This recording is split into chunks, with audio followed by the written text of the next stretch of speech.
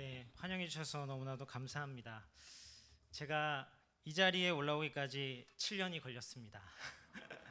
그렇다고 이 자리를 욕심낸 것은 아니고요. 저희 이런 은혜로운 자리, 또 이런 은혜를 끼칠 수 있는 자리에 하게 되어서 하나님께 너무나 감사드리고, 이 귀한 시간 하나님을 통해서 여러분들에게 귀한 은혜가 선포될 수 있는 귀한 시간 되기를 축복합니다. 5월은 참 우리에게 기쁘고 또 행복한 날들이 참 많은 날들입니다. 날씨도 참 좋고 또 여러 가지 기념일들이 있습니다. 우리 어린이들 친구들 여기도 함께하고 있는데, 어린이 친구들이 정말 기대하고 기다리고, 또 부모님들은 조금 많은 고민을 하게 되는 어린이날이 있고요. 또 부모님께서 은근한 기대와, 이렇게 티는 내지 않지만 은근하게 기대와 소망이 있는 어버이날이 있습니다. 그리고 오늘은 어떤 날인지 아시나요? 네, 스승의 날도 있습니다. 그리고 성년의 날도 있고 부부의 날 등 여러 가지 기념일이 많은 날이 5월입니다.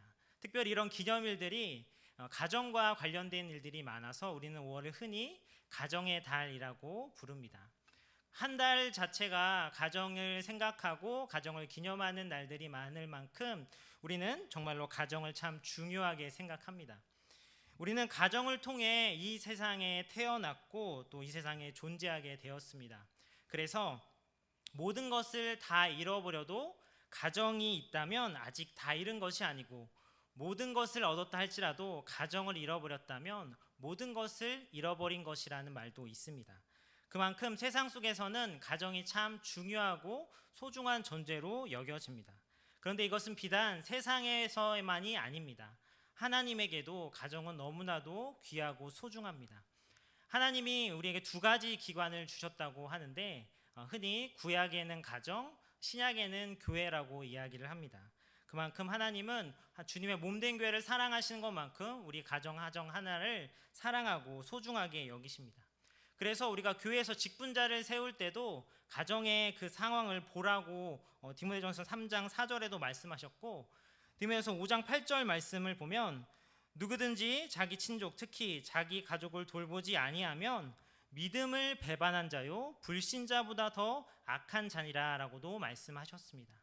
자기 가족을 돌보지 않으면 믿음을 배반한 자, 불신자보다도 더 악한 자라고까지 표현하십니다. 그만큼 가정은 하나님께서 창조하셨고 그만큼 소중히 여기라고 말씀하십니다. 그래서 그리스도인의 가정은 하나님이 허락하신 축복의 터전이고 아름다운 삶의 기둥입니다. 그런데 이렇게 귀하고 소중한 가정을 사단은 가만두지 않습니다. 어떻게 해서든지 파괴하고 불행하게 만들려고 간교한 술책들을 사용합니다. 하나님이 세우신 최초의 가정 아담과 하와에게 어떤 일을 벌였는지 우리는 모두 너무나도 잘 알고 있습니다. 그리고 그 사단은 오늘날 우리 가정에도 똑같이 그렇게 유혹하고 넘어뜨리려고, 무너뜨리려고 공격을 합니다. 대표적으로 명예, 돈, 쾌락, 성공과 같은 가치를 가정보다 더 우선하게 해서 가정을 소홀히 하고 파괴시키고자 합니다.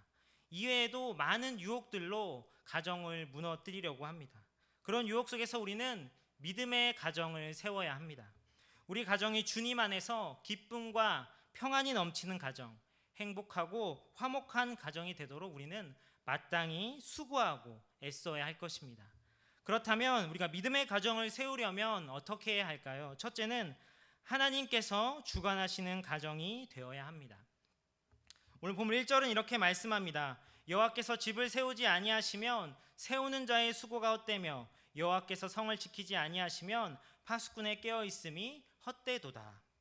반복되는 문구를 우리가 주목해 봐야 합니다. 여호와께서 아니하시면, 여호와께서 집을 세우지 않으시고 여호와께서 성을 지키지 않으시면 그것이 헛되다라고 말합니다. 이 말을 반대로 하면, 여호와께 하시면, 여호와께서 집을 세우시면, 여호와께서 성을 지키시면 헛되지 않고 그것들이 지켜지고 세워지는 놀라운 은혜의 역사가 있다는 말씀입니다. 그래서 1절과 2절에는 세 가지 일을 모두 주님께서 주관하셔야 한다고 말씀합니다. 그 세 가지는, 첫째는 집을 세우는 일이고, 두 번째는 성을 지키는 일이고, 마지막 세 번째는 수고하는 일입니다. 가정이나 인생의 모든 일은 먼저 세우는 것으로 시작됩니다. 그리고 세워지면 그것들을 지키는 일이 뒤따라야 합니다. 그리고 이제 모든 것을 유지하고 계속해서 그것들을 지켜나가기 위해서는 수고하는 일이 항상 있어야 합니다. 이렇게 세우고 지키고 수고하는 모든 일에 있어 성공이나 실패, 그것들이 이어지고 축복을 받고 번성하는 가장 중요한 조건은 하나님께서 하시냐 하시지 않나, 하나님께서 주관하시는지의 여부에 있다는 것입니다. 성경은 이 사실에 대해서 언제나 일관된 주장을 펴고 있습니다. 이사야 45장 7절은 이렇게 말씀합니다. 나는 빛도 짓고 어둠도 창조하며 나는 평안도 짓고 환난도 창조하나니 나는 여호와라, 이 모든 일들을 행하는 자니라 하였노라. 하나님은 모든 것을 지으시고 또 모든 것을 행하시는 만물의 주관자가 되십니다. 그 하나님께 우리의 가정을 맡겨드리는 것이 어쩌면 너무나도 당연한 일이 아니겠습니까? 그러므로 우리는 가정을 세워감에 있어 하나님을 바라봐야 합니다. 하나님께서 우리 가정의 주인 되심을 인정하고 그분께 맡겨야 합니다. 그리고 지금 우리 가정 가운데 하나님께서 함께하고 있는가를 늘 모든 관심을 집중해 바라보아야 합니다.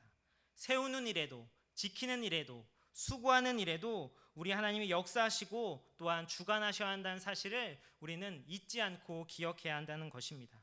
그래서 2절은 이렇게 말씀합니다. 너희가 일찍이 일어나고 늦게 누우며 수고의 떡을 먹음이 헛되도다. 그러므로 여호와께서 그의 사랑하신 자에게 잠을 주시는 도다라고 말씀합니다. 이 말씀은 사람이 정직하게 수고하고 그 노력하는 그 자체가 쓸데없는 것이라고 말하는 것이 아닙니다. 이 말씀은 하나님을 무시하거나 하나님이 없이도 인간적인 노력이나 수고 자체가 축복을 부를 수 있다고 믿는 어리석음을 지적하는 것입니다. 하나님과 하나님의 섭리가 없는 모든 수고는 헛된 것이지만 하나님을 믿고 사랑하여 인생에 대한 하나님의 통치와 주권을 완전히 인정하고 또 우리의 모든 일상을 돌보시는 그 하나님을 믿고 그 모든 것을 그분 손에게 맡기는 그리스도인들에게는 하나님께서 평안하고 안식을 제공하는 잠을 허락하신다는 말씀입니다. 우리가 잠을 이루지 못할 때가 언제입니까? 근심하고 두려울 때 우리는 잠을 이루지 못합니다. 하지만 주님이 주신 평안과 안정이 있을 때 우리는 편안한 잠을 잘 수 있습니다. 바로 그것을 말씀하시는 것입니다. 그렇다면 어떻게 우리가 하나님께서 주관하시는 가정을 이뤄갈 수 있을까요? 저는 오늘 딱 한 가지를 얘기하고자 합니다. 무엇보다 우리의 선택과 결정의 문제에 있어 먼저 하나님께 기도로 묻는 가정이 되어야 합니다. 여호와께서 여호수아 9장에 보면 기브온 주민들이 이스라엘 백성들을 속여 화친을 맺으려고 왔을 때 그들이 속아 넘어간 이유를 이렇게 말합니다. 여호수아 9장 14절 말씀입니다. 우리가 그들의 양식을 취하고는 어떻게 할지를 여호와께 묻지 아니하고. 여호수아서는 가나안 정복 전쟁입니다. 근데 그 정복 전쟁의 핵심 키워드는 하나님께서 하시는 전쟁입니다. 하나님께 묻고 나아갔을 때 그들은 승리했고 하나님의 인도하심에 순종했을 때 승리했지만 그들이 하나님께 묻지 않았을 때는 철저한 실패를 맛보았습니다. 그런데 사실 이 부분은 우리가 너무나도 자주 범하고 그렇게 고질적인 문제, 실수라고 할 수 있습니다. 하나님께 기도해 보지 않고 하나님께 묻지 않고 하나님의 말씀과 원리에 따라 결정하지 않고 그저 내 뜻, 내 생각대로, 내 마음대로 섣불리 결정하고 선택합니다. 그러나 하나님 앞에 기도하지 않으면, 하나님께 묻지 않으면 세상적인 가치관과 욕심 앞에 우리는 언제나 넘어지고 쓰러질 수 있다는 사실을 기억해야 합니다. 우리 가정을 믿음의 가정으로 지키기에 하나님께 묻지 않는 가정이라면 그 일을 이뤄가기는 너무나도 어렵다는 것입니다. 따라서 우리는 언제나 먼저 하나님 앞에 기도해야 합니다. 하나님 뜻이 무엇인지를 깨닫기를 분별하기 위해 하나님 앞에 나와 기도해야 합니다. 하나님께 기도하면 하나님께서 지혜를 주시고 분별력을 주실 것입니다. 우리는 다 알 수 없고 우리의 인생의 모든 결정과 선택에 대해 책임질 수 없다는 사실을 하나님 앞에 인정하고 하나님의 선하신 인도하심을 기도로 간구하는 것이 우리에게 가장 중요하다는 것을 기억하시기 바랍니다. 잠언 16장 3절은 이렇게 말씀합니다. 너의 행사를 여호와께 맡기라. 그리하면 내가 경영하는 것이 이루어지리라. 우리가 이루는 것이 아닙니다. 하나님께서 이루시는 것입니다. 그래서 저는 우리 성도들의 가정 가운데 이 말이 자연스럽게 나왔으면 좋겠습니다. 하나님께 기도해 봤어? 한번 따라해 볼까요? 하나님께 기도해 봤어? 제가 이것만 생각했더니 또 그것을 대답할 때 말이 없는 것 같아서 이런 말도 익숙했으면 좋겠습니다. 기도해 주세요. 해볼까요? 네. 그러면 믿지 않는 자녀나 믿지 않는 남편, 부모가 있는 사람들에게는 어떻게 이 말이 또 우리에게 익숙해질 수 있을까? 그러면 이렇게 하면 됩니다. 기도할게요. 다시 한번 해볼까요? 기도할게요. 우리 세 가지 다시 한번 해보겠습니다. 기도해 보셨나요? 기도할까요? 기도해 주세요. 여러분, 무엇인가 결정하고 선택하고 고민할 때 가족의 의견을 묻고 조언을 구하고 세상적인 지식을 찾아보는 것도 중요하지만 가장 먼저 하나님께 기도하며 하나님의 인도하심을 구하는 일이 어색하지 않는 가정이 될 때 하나님께서 주관하시는 믿음의 가정이 되지 않겠습니까? 오늘 저와 여러분이 인생의 생사화복을 주관하시는 하나님께서 우리의 모든 일상생활을 주관하심을 믿고 그 주님께 묻고 그 인도하심을 따라 우리의 가정을 믿음의 가정으로 세워갈 수 있기를 축복합니다. 믿음의 가정을 세우기에 어떻게 해야 할까요? 둘째는 자녀를 하나님의 기업으로 키워야 합니다. 3절은 이렇게 말씀합니다. 보라, 자식들은 여호와의 기업이요 태의 열매는 그의 상급이로다. 가정에서 출생하는 자녀들은 하나님의 은혜로 말미암는 기업이고 상급임을 말씀합니다. 자녀는 부모의 소유가 아니라 하나님께서 주신 기업으로서 하나님의 선물이라고 말씀하고 있습니다. 그런데 우리는 사람들이 자식을 자신의 소유로 여겨 마음대로 하려는 것들을 참 많이 보게 됩니다. 심지어는 내 자식이니 내 마음대로 한다는 잘못된 의식을 가지고 자녀와 동반 자살을 하는 안타까운 일도 있습니다. 그러나 내가 낳은 자식이라 할지라도 나의 소유물이 아니라 하나님의 것입니다. 그래서 하나님으로 말미암아 우리에게 주어진 자녀를 우리는 소중히 여겨야 하고 하나님의 영광을 위한 존재가 되게 해야 합니다. 하나님께서 주신 자녀를 하나님 말씀 안에서 올바르게 가르쳐 그들이 세상에 영향력이 있고 가치 있는 존재로 양육할 책임이 부모에게 있는 것입니다. 따라서 우리는 내가 자녀를 어떻게 하겠다라고 붙잡는 그 태도를 버려야 합니다. 내가 원하는 사람이 아니라 하나님이 원하는 사람으로, 내 은사가 아니라 자녀가 받은 달란트대로, 내 꿈이 아니라 하나님이 주신 꿈대로 되도록 하나님께 맡기고 기도하면서 자녀를 양육하는 도우미 역할을 해야 합니다. 그런데 과연 우리는 하나님께서 우리에게 주신 가장 가치 있는 이 축복의 기업을 어떤 자세로 다루고 있습니까?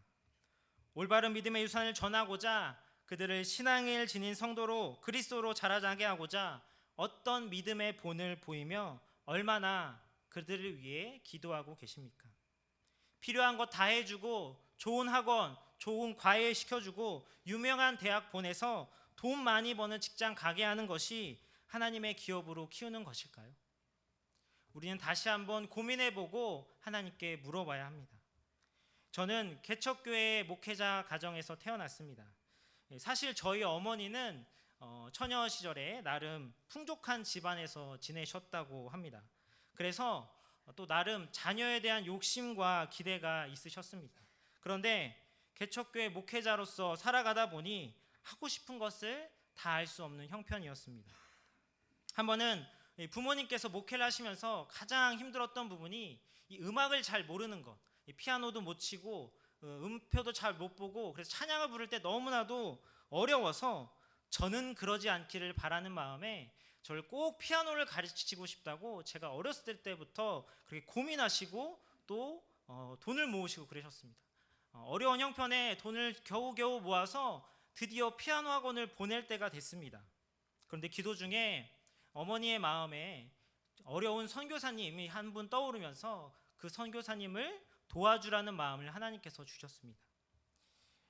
다른 일이었으면 어머님이 그냥 순종하고 바로 행하셨을 텐데 이 아들이 걸려 있으니 평소와는 다르게 눈물로 호소하면서 하나님 꼭 이것까지 가져가야 합니까?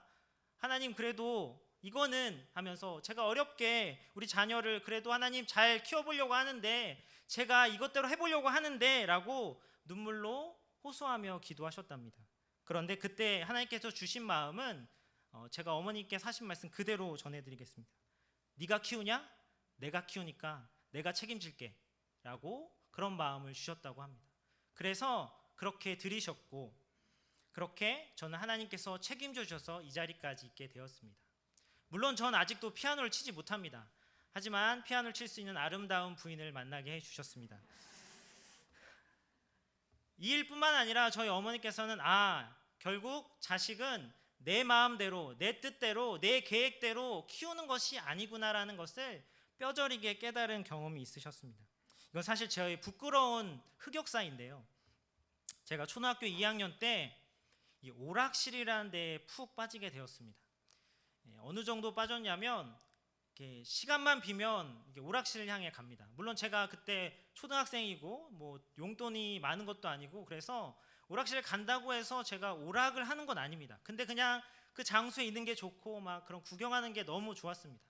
근데 어머니가 처음에는 그냥 두셨는데 저희 외종 사촌 형이 이 오락실에 깊이 빠지다 못해 너무 심하게 중독돼서 어느 정도였냐면 집에 밤에 문을 다 닫아놨는데 창문을 뚫고 도망을 가서 오락실을 가는 그런 어마어마한 중독자의 모습을 듣고 저희 어머니가 너무 걱정이 돼서 그때부터 저를 오락실 가지 못하게 막기 시작하셨습니다. 근데 한 번 걸려서 훈육하시고 또 한 번 걸려서 좋게 타이르고 좋은 말로 하고 공감도 하시고 참 많은 방법을 사용하셨습니다. 근데 도저히 제가 갈 길을 끊지 않자 이제 매를 드시기 시작했습니다. 이제 매도 맞고, 제가 뭐 별 체벌을, 아마 저희 부모님 그런 분이 아닌데 제가 커가면서 맞을 수 있는 체벌은 그 시기에 다 당한 것 같습니다. 그 후로는 한 번도 그런 적이 없었는데 그렇게 계속해도 안 되니까 점점 방법이 강력해졌습니다. 여러분, 어떻게 하면 오락실에 가는 자녀를 막을 수 있을 것 같으십니까? 저희 어머니가 한겨울에 저를 내복바람에 집에서 쫓아내셨습니다. 그때 영하 한 7, 8도 됐었는데 저는 나가서 딴 데, 그래도 저희 어머니 생각은 너무 추우니까 딴 데 도망가 있겠지라고 생각했는데 또 고지식해서 집 앞에 이렇게 쪼그리고 오돌오돌 떨다가 너무 추워서 그 앞에 또 성냥이 하나 이렇게 있더라고요. 그래서 낙엽을 이렇게 모아가지고 성냥에 이렇게 불 붙여서 이렇게 불을 쬐고 있었습니다. 그래가지고 안집에 있는 주인집 아줌마가 놀래가지고 저를 다시 이제 집에 들어갈 수 있었는데요. 그랬는데도 저는 또 갔습니다. 진짜 많이 맞고 막 충격적인 여러 가지 일들을 당했는데 그 중에 가장 백미가 이거였습니다. 제가 나중에 성경을 보다 보니까 어머님이 이날 이 말씀을 보고 이 일을 행하셨구나라는 것을 알게 됐습니다. 마태복음 18장 8절 말씀인데요. 조금 무서운 말씀입니다. 만일 내 손이나 내 발이 너를 범죄하게 하거든 찍어내버리라. 장애인이나 다리를 저는 자로 영생에 들어가는 것이 두 손과 두 발을 가지고 영혼의 불에 던지는 것보다 나으니라. 저희 어머님이 어떤 일을 하셨을까요? 말씀 그대로입니다. 저희 어머니가 네가 계속 그런 데 가서 정신 팔리고 악의 길로 가는 것보다는 그 게임하게 하는 그 손가락 없는 게 낫겠다. 손가락을 자르자. 지금 웃으면서 얘기하지만 그 당시에는 좀 굉장히 충격적이었어요. 아니, 내 손가락을? 그러더니 진짜 도마와 칼을 가지고 오셔서 굉장한 퍼포먼스죠. 제가 다 어머님이 얼마나 마음 아프게 하셨겠는지는 나중에 커서 알았지만 그때는 너무나 충격이었습니다. 나 진짜 잘리는 거 아니야? 막 이런 생각이. 근데 당연히 저는 손가락이 멀쩡합니다. 그렇고 그런 충격적인 방법, 그럼 다시는 안 갈 것 같지 않습니까? 근데 저는 꿋꿋하게 또 갔습니다. 어머니가 너무 속상하고 세상의 모든 방법을 동원해도 안 되는 겁니다. 그러자 저희 목사님이신 아버지께서 그만하고 우리 기도하자 이렇게 얘기를 하셨습니다. 그리고 제가 그날도 걸려서 죄인된 기분으로 집에 와 저녁 식사를 하고 있는데 어머님이 때리지도 않고 혼내지도 않고 별다른 반응도 없으시고 밥 먹다가 딱 한마디 하셨습니다. 엄마가 기도할 거야. 그 뉘앙스와 그 소리가 아직도 제 머릿속에 박혀 있습니다. 기도할 거야. 그래서 저는 사실은 좋았습니다. 이제 혼나지 않고 가도 되겠구나. 뭐 기도하신다고 하는데 뭐 괜찮겠지. 그리고 저는 당연히 그 다음에도 오락실을 갔습니다. 그런데 여전히 좋았던 그 오락실이, 너무나도 가고 싶었던 그 오락실에서 저는 단 1분도 있지 못하고 뛰쳐나와 버렸습니다.